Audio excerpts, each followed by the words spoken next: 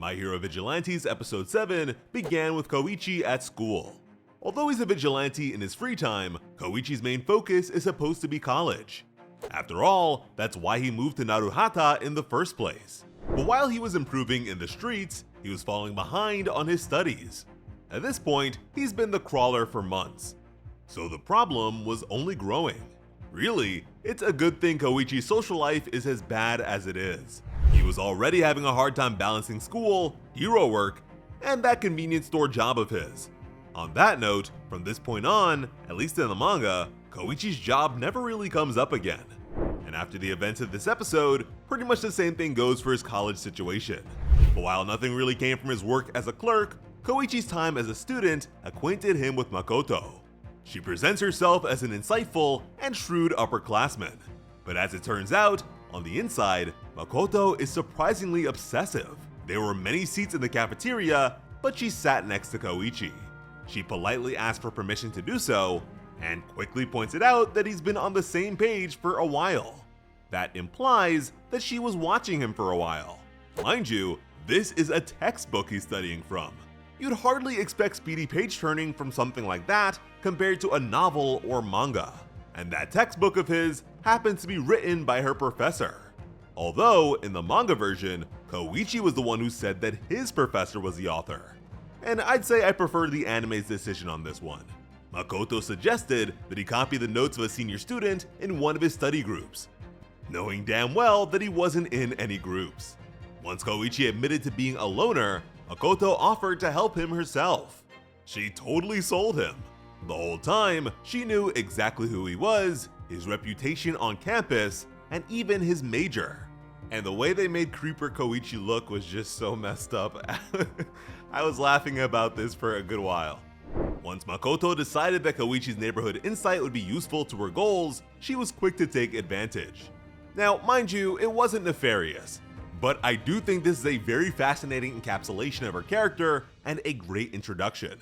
It also does a great job of showing how Koichi just goes with the flow in most cases. Now, although she's not a member of the main cast and is intended to serve a specific purpose in the story, Furuhashi didn't want Makoto to be too much of a plot device. So the character is also a bit reckless and wild, which keeps things interesting. And apparently, it took a while for them to get her right. When Makoto went with Koichi to his penthouse, Popstep was there and decided to hide. The fact that she's at his place so often, even alone, is funny. It's to the point where she's leaving teddy bears around. Like Knuckle Duster said, she's barely out of diapers. Now, in the anime, there was more emphasis on Koichi brewing and serving premium coffee. I'm pretty sure this is because in the manga, Makoto's character bio bonus page described coffee as her favorite thing. When discussing the first Vigilantes, the silhouettes are more distinguishable in the anime version.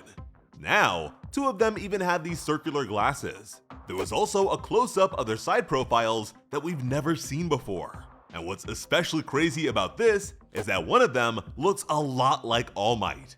Everything about his features just screams All Might's ancestor. That's a really cool detail. But the guys around him don't especially resemble any other My Hero characters. But even then, I guess I kind of see Solid Snake with glasses, Doom Guy, Scorpion, All for One with eyes, Demiurgus from Overlord, and Murky Darkness from One Punch Man. But funny enough, the only ones who made the cut as the first pro heroes were All Father Might and Doom Guy. To be fair, Doom Guy did have a pet rabbit, which is obviously Horikoshi's favorite animal.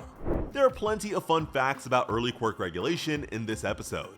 Surprisingly, the anime added a bunch of Western comic-style art here. It's really cool to see them take creative liberties like this. And interestingly, the boy with the domino mask has green eyes and hair like our boy Deku. Not only that, but he has a big letter I on his chest.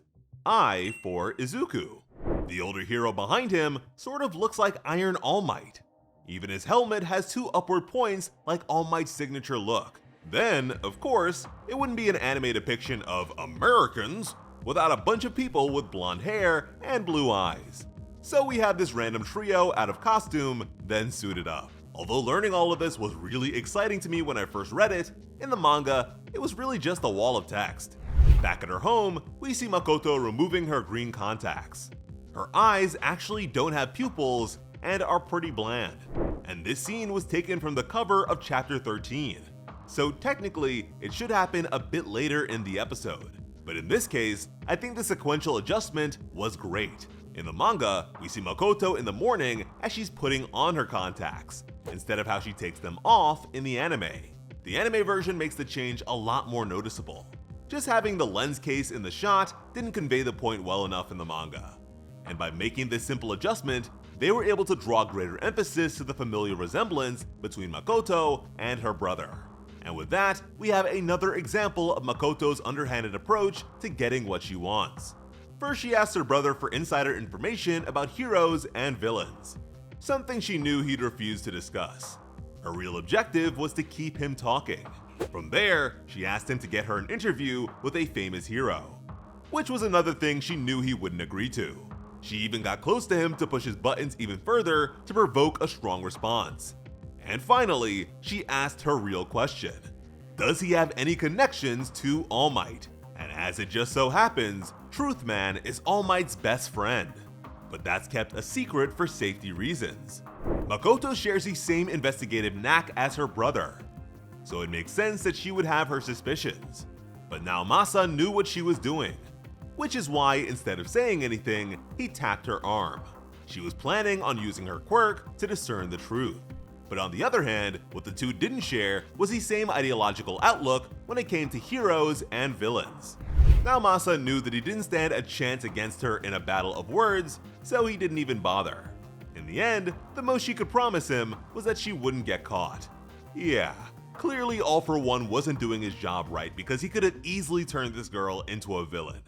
Meanwhile, Popstep was still at Koichi's place, throwing a fit while he studied and agreed to everything she said without listening. Seriously, when does this girl go home? I'm sure she has homework of her own to tend to. Maybe Koichi needs to save her from negligent parents. By now, Koichi was showing a good bit of progress against his master. He came up with a bunch of moves that would keep bad guys on their toes. Knuckle Duster was impressed. Popstep was still being a brat though. The anime made the image of Naruhata's Vigilantes really cool and monstrous. They were normal looking in the manga. After interviewing a bunch of people, the general consensus was that Grandpa Fist is dangerous or unknown, Crawler Man is creepy, and for Popstep, they only really talked about her backside.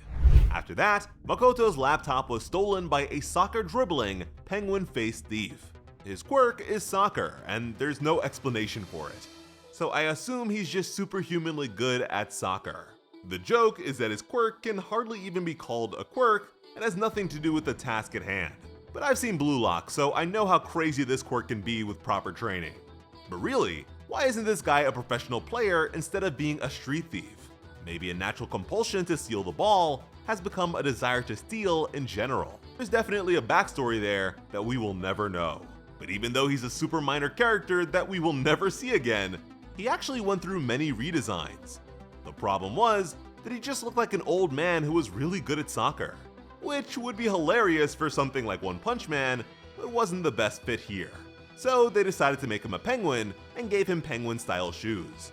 Unfortunately, he turned out to be the worst opponent for Koichi to try his new leg sweep against. This time around, it was actually the Cyclops delinquent who saved the day. Yeah. Remember when the most his laser did was hurt someone's eyes? Someone sent this kid to a hero school, preferably one for gifted youngsters. He and Wolverine even stomped the guy out for good measure. They also went to the trouble of tying the guy up. So ultimately, the Crawler didn't really do much. When everything was said and done, Makoto used her quirk to figure out if Koichi is Crawler Man. But since that's not the name he goes by, his denial registered as the truth. Makoto was so sure that she was right that she had to wonder if something was up with her quirk. This was yet another solid episode that totally elevated the source material. And it looks like the following episode will have plenty of elevation, so hopefully you'll be here for the breakdown. As always, I'm Slice of Otaku. Thank you all so much for watching and have an awesome day. I love you.